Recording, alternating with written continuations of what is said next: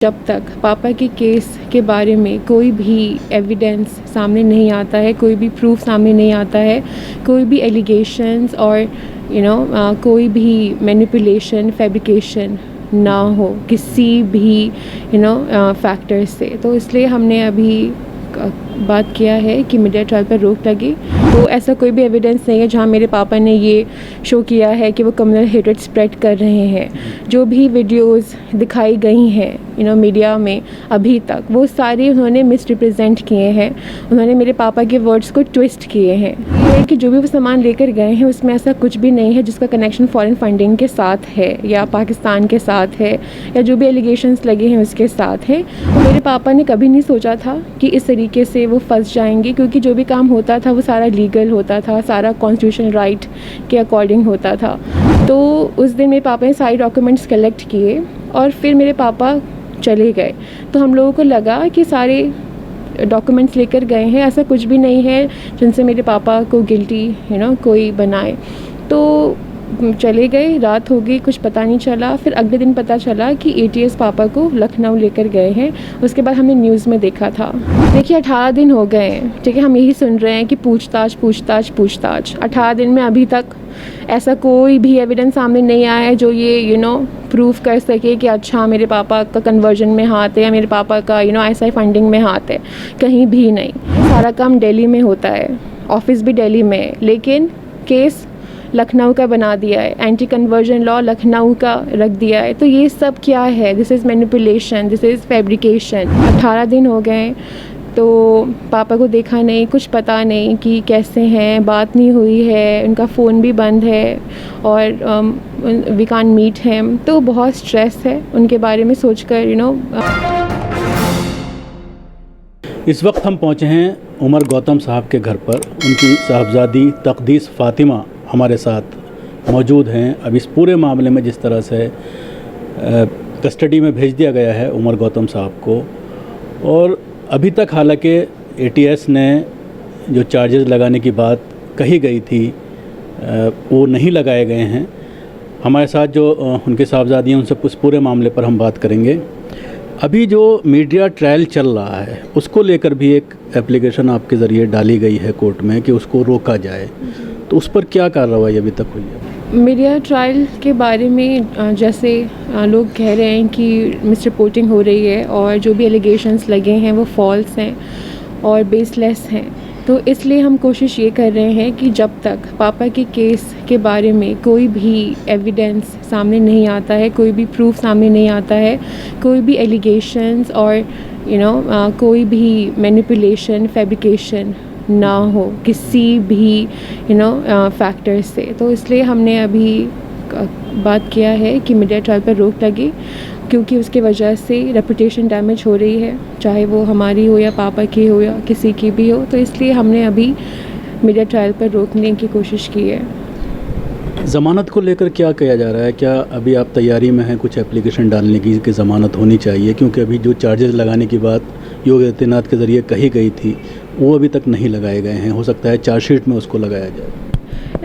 अभी तक जो भी लगा है जो भी धाराएं लगी हैं वो अभी तक प्रूफ नहीं हुई हैं कि जो भी धाराएं लगी हैं, फॉर एग्जांपल कम्युनल हेट्रेड, तो ऐसा कोई भी एविडेंस नहीं है जहां मेरे पापा ने ये शो किया है कि वो कम्युनल हेट्रेड स्प्रेड कर रहे हैं। जो भी वीडियोस दिखाई गई हैं मीडिया में अभी तक, वो सारे उन्होंने मिसरिप्रेजेंट किए हैं, उन्होंने मेरे पापा के वर्ड्स को ट्विस्ट किए हैं। तो अभी इस पर कार्रवाई चल रही है कि क्या एविडेंस है, क्या प्रूफ है। उसके बाद हमें यकीन है कि जब एविडेंस सामने आएंगे तो मेरे पापा को इनोसेंट और क्लीन चिट मिल जाएगी। तो मुझे पूरा यकीन है कि जैसे ही ऐसा एविडेंस सामने आएंगे तो केस जो है कोर्ट में जाएगा। उसके फॉरेन फंडिंग का जो चार्ज लगाया जा रहा है, ED ने भी आपके यहाँ आकर के छानबीन की थी, तो उसमें क्या किस तरह से उसको देखती हैं? क्या चीज़ें ED यहाँ से आपके यहाँ से ले गई? क्या कोई ऐसी चीज़ें हैं जिससे वो साबित कर पाए कि इस तरह की कुछ फंडिंग होती थी? नहीं, ED हमारे जब घर आई थी तो उन्होंने बहुत ही ऑर्डरली मैनर में सर्च किया था और बहुत ही सिस्टमेटिक मैनर में किया था, तो बहुत पीसफुल था। दूसरा फैक्टर ये है कि जो भी वो सामान लेकर गए हैं उसमें ऐसा कुछ भी नहीं है जिसका कनेक्शन फॉरेन फंडिंग के साथ है या पाकिस्तान के साथ है या जो भी एलिगेशंस लगे हैं उसके साथ है। बहुत ही बेसिक डॉक्यूमेंट्स लेकर गए थे, तो तो उस डॉक्यूमेंट्स में ऐसा कुछ भी नहीं है जो ये प्रूफ करते हैं कि मेरे पापा का कनेक्शन ISI फंडिंग के साथ है या फॉरेन फंडिंग के साथ है। तो ऐसा कुछ भी सामने अभी तक नहीं आया है। बार बार जो मीडिया पहले दिन से ही जो कहानी बना रही है कि 1000 लोगों को कन्वर्ट कराया था, तो ये 1000 का आंकड़ा कहाँ से आया? क्योंकि मेरी जानकारी में ये बात सामने आई है कि जब पुलिस ने उनको बुलाया था तो बाकायदा उन्होंने ख़ुद बताया था कि इतने लोगों के मैंने सर्टिफिकेट बनवाए हैं, सर्टिफिकेशन का काम किया है। तो ये 1000 का आंकड़ा अचानक कहाँ से आया? ये जैसे मैंने आपको अभी कहा है कि मेरे पापा की वीडियो को मैनिपुलेट कर रहे हैं और उनके वर्ड्स को ट्विस्ट कर रहे हैं। तो जो वीडियो मीडिया में प्ले हो रही है जिसमें मेरे पापा 1000 रिवॉर्ड्स के बारे में बात कर रहे हैं, वो लीगल डॉक्यूमेंट्स के बारे में बात कर रहे हैं जो एज अ फैसिलिटेटर जो IDC में जिनके डॉक्यूमेंट्स बने हैं। 2010 में IDC इस्टेब्लिश हुआ था। तो मेरे पापा ने ये नहीं कहा कि 2 साल में 1000 हुए हैं, 1000 में 1 साल हुए हैं। 2010 से 2021 तक अभी जितने भी डॉक्यूमेंट्स बने हैं IDC में, तो मेरे पापा ने उसको मेंशन किया था 1000। तो जो भी लोग IDC में आए हैं वो ऑलरेडी कन्वर्टेड थे, जो सिर्फ अपने डॉक्यूमेंट्स के लिए पापा से कांटेक्ट करते थे और IDC में उनके डॉक्यूमेंट्स बनते थे। वो लोग भी इसलिए बनाते थे ताकि उनके पास प्रूफ रहे कि वो उन्होंने कन्वर्ट कर लिया है या उनका नेम चेंज हो गया है या उनका मैरिज सर्टिफिकेट बन गया है। तो वो सारा काम जो भी होता था वो लीगल होता था और आर्टिकल 25 के तहत कॉन्स्टिट्यूशन राइट के अकॉर्डिंग होता था। तो जब दासना बुलाया गया था तो उस वक्त क्या क्या चीज़ें लेकर के गए थे? क्या ये पूरा एक डाटा भी लेके गए थे कितने लोगों का मैंने सर्टिफिकेशन किया है और क्या क्या चीज़ यहाँ से मंगाई गई थी? जब 16 जून को गए थे पापा, तब तो सिर्फ इन्वेस्टिगेशन के लिए गए थे।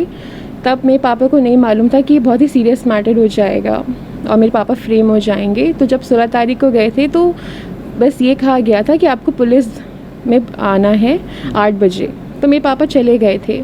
तो हमें कुछ नहीं मालूम था कि क्यों बुलाया है, क्या बात है। जब शाम में पापा आए थे तब उन्होंने कहा था कि काशिफ और जो दूसरे कन्वर्टेड मुस्लिम हैं विनय, उनके बारे में पूछताछ किया कि आप उनको जानते हैं या आपकी कभी उनसे मुलाकात हुई। तो मेरे पापा ने डिनाई कर दिया था क्योंकि मेरे पापा की कभी मुलाकात नहीं हुई थी। उसके बाद ये कन्वर्जन के बारे में किसी ने मेरे पापा का नाम मेंशन किया होगा, तो उनसे फिर पूछताछ किया। फिर उनसे कहा कि आप 2 दिन के बाद दोबारा आएंगे अपने डॉक्यूमेंट्स के साथ, जो भी IDC में काम होता है, जो भी सर्टिफिकेट्स बनते हैं और आपके अकाउंट डिटेल्स एक्सेट्रा लेकर आपको दोबारा आना है। तो मेरे पापा ने कभी नहीं सोचा था कि इस तरीके से वो फंस जाएंगे, क्योंकि जो भी काम होता था वो सारा लीगल होता था, सारा कॉन्स्टिट्यूशनल राइट के अकॉर्डिंग होता था। तो उस दिन मेरे पापा ने सारे डॉक्यूमेंट्स कलेक्ट किए और फिर मेरे पापा चले गए। तो हम लोगों को लगा कि सारे डॉक्यूमेंट्स लेकर गए हैं, ऐसा कुछ भी नहीं है जिनसे मेरे पापा को गिल्टी कोई बनाए। तो चले गए, रात हो गई, कुछ पता नहीं चला। फिर अगले दिन पता चला कि ATS पापा को लखनऊ लेकर गए हैं। उसके बाद हमने न्यूज़ में देखा था कि उनके ऊपर चार्जेस लग गए। नोएडा की जो कहानी बनाई जा रही है ख़ासतौर से ऑर्फन स्कूल की, उसके जो करता धरता हैं उनसे भी अगले दिन मीडिया ने जाकर बात की तो उन्होंने साफ़ तौर पे इनकार कर दिया कि इस तरह के व्यक्ति, उनका बाकायदा उमर गौतम साहब का फ़ोटो दिखाया गया उनका, उन्होंने इनकार कर दिया। तो ये कहानी कहाँ से आई? इस कहानी जैसे मैंने आपको कहा, ये एक फैब्रिकेटेड कहानी है, फिक्टिशियस स्टोरी है जो मीडिया क्रिएट कर रही है सिर्फ ये शो करने के लिए कि मेरे पापा क्या कनेक्शन है, लिंक्स हैं, लेकिन बिल्कुल भी गलत है। जो भी दिखा रहे हैं बिल्कुल गलत है। ऐसा कुछ भी नहीं है। ना मेरे पापा जानते हैं किसी सोसाइटी को या किसी स्कूल को, ना उनका कोई कनेक्शन है। जो भी लोग आते हैं वो खुद अपनी मर्ज़ी से IDC आते हैं, वो भी डॉक्यूमेंट्स के लिए आते हैं। तो अगर जो स्टूडेंट्स हैं डेफ एंड डम सोसाइटी या स्कूल के, तो वो भी अपनी मर्ज़ी से IDC आए थे। मेरे पापा ने किसी को भी इनवाइट नहीं किया है और ना ही उनको बुलाया गया था कि आप IDC आएँ। वो आए थे तो वो अपनी मर्ज़ी से आए होंगे, वो भी डॉक्यूमेंट्स के लिए आए होंगे, क्योंकि IDC सिर्फ और सिर्फ डॉक्यूमेंट्स के लिए लोगों को फैसिलिटेट करता है। That's it. उसके बाद जो गिरफ्तारियां हो रही हैं और अभी भी ये कहा जा रहा है कि और इसमें पूछताछ चल रही है, कुछ लोग और गिरफ्तार हो सकते हैं, उस पर क्या कहें? देखिए 18 दिन हो गए हैं, ठीक है, हम यही सुन रहे हैं कि पूछताछ पूछताछ पूछताछ। 18 दिन में अभी तक ऐसा कोई भी एविडेंस सामने नहीं आया है जो ये प्रूफ कर सके कि अच्छा मेरे पापा का कन्वर्जन में हाथ है या मेरे पापा का ISI फंडिंग में हाथ है। कहीं भी नहीं। तो ये पूछताछ जो हो रही है, मुझे लगता है सिर्फ केस को बढ़ाने के लिए ये पूछताछ हो रही है। और मेरे पापा को इस केस में रखने के लिए for a long period of time ये कोशिश हो रही है ताकि ये इलेक्शन तक खिंच जाए, क्योंकि सबको पता है ये इलेक्शन प्रोपेगेंडा है जो वोट बैंक के लिए हो रहा है। तो पूछताछ हो रही है, लोगों को उठा भी रहे हैं, लोग सामने भी आ रहे हैं और लोग ये भी कह रहे हैं कि हमें प्रेशर कर रहे हैं कि हम गलत बयान दें मेरे पापा के ख़िलाफ़। तो बहुत सारी न्यूज़ में लोग आ रहे हैं और साफ साफ बोल रहे हैं कि हमारे ऊपर ज़बरदस्ती ये प्रेशर बना रहे हैं कि आप जाकर झूठी FIR कराएं। तो ये सब क्यों हो रहा है? ये सब गलत है, एक प्रोपेगेंडा है, एक साजिश है। अभी तक कोई भी ऐसा व्यक्ति सामने नहीं आया है जिसने कहा हो कि ज़बरदस्ती कन्वर्ट कराया गया या कन्वर्ज़न का काम ये करते थे। इस तरह की कोई चीज़ सामने नहीं आई। लेकिन जो लोग कन्वर्ट हुए हैं, जिन्होंने सर्टिफिकेशन कराया है, उनके घर वालों को ला करके मीडिया में बिठाया जा रहा है। देखिए, ये जैसे मैंने कहा 2010 से IDC ये काम कर रहा है। 2010 से अभी तक ना कोई FIR, ना कभी किसी की शिकायत कभी सामने नहीं आई, लेकिन अचानक से ये सब चीज़ें सामने आ गई। दूसरी बात, ये सारा काम दिल्ली में होता है, ऑफिस भी दिल्ली में है, लेकिन केस लखनऊ का बना दिया है, एंटी कन्वर्जन लॉ लखनऊ का रख दिया है। तो ये सब क्या है? This is manipulation, this is fabrication. तो अभी तक कोई ऐसी FIR नहीं आई है ना।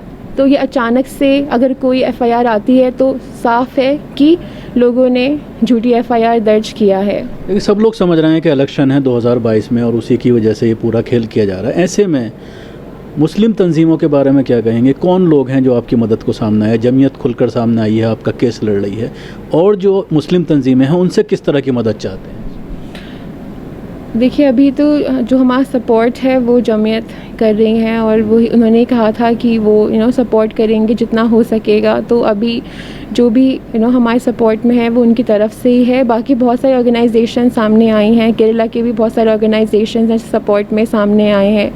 MLAs हैं वो भी सपोर्ट में हैं, रिपोर्टर्स हैं वो भी सपोर्ट में हैं। वो भी चाह रहे हैं कि जो सच है वो सामने आ जाए ताकि जो भी एलिगेशंस लग रहे हैं वो गलत साबित हो जाएं। और बहुत सारे लोग हैं जो अपनी ब्लेसिंग्स, अपनी प्रेयर्स कन्वे करते हैं। तो सपोर्ट है, क्योंकि सबको पता है कि इस्लाम में कोई भी आदमी किसी को जबरन मुस्लिम नहीं बना सकता है। और मेरे पापा की जो रेपुटेशन है और मेरे पापा को जितने लोग जानते हैं उनको यकीन है कि मेरे पापा कभी भी किसी के साथ ना गलत कर सकते हैं, ना कोई ऐसा काम कर सकते हैं जो गलत है। तकरीबन 15 से ज़्यादा दिन हो गए हैं, तो किस तरह की पीड़ा से पूरा परिवार गुजर रहा है? हम लोग ऑनेस्टली बहुत शार्टेड हैं और डिप्रेस भी हैं, क्योंकि वी आर मेंटली डिस्टर्ब। 18 दिन हो गए तो पापा को देखा नहीं, कुछ पता नहीं कि कैसे हैं, बात नहीं हुई है, उनका फ़ोन भी बंद है और वी कांट मीट हिम। तो बहुत स्ट्रेस है उनके बारे में सोचकर बुरा लगता है कि कैसे होंगे, कहाँ होंगे। और घर की बात करूँ तो बहुत डिस्टर्ब है। मैं, मम्मी, भाई, we can't focus on studies, we can't focus on job, घर में खाना नहीं बन रहा है। ये लोग हमें खाना भी इसलिए खाते हैं क्योंकि भूख लग रही है तो खाना पड़ेगा। मतलब किसी चीज़ की एक्साइटमेंट नहीं है। रोज़ ये सोचते हैं कि कब पापा को रिलीज़ करेंगे, कब जस्टिस सर्व होगा, और लगता है कि जब पापा आएंगे तब वी कैन बी नॉर्मल और तब सुकून मिलेगा। शुक्रिया। ये थी उमर गौतम साहब की साहबजादी जो हमसे बात कर रही थी। ख़ास तौर से इस पूरे मामले पर इन्होंने रोशनी डाली और किस तरह से पूरा मामला फैब्रिकेट किया गया, किस तरह से चार्जेस लगाए गए। लेकिन उम्मीद है कि इंशाअल्लाह वो बाइज़्ज़त घर लौट कर आएंगे। दिल्ली से कैमरा पर्सन फैज़ी के साथ न्यूज़ मैक्स के लिए शकील अहमद। सभी अहम खबरों के लिए न्यूज़ MX को सब्सक्राइब करें, साथ ही बेल आइकॉन को जरूर दबाएं। लाइक, शेयर, कमेंट करना ना भूलें।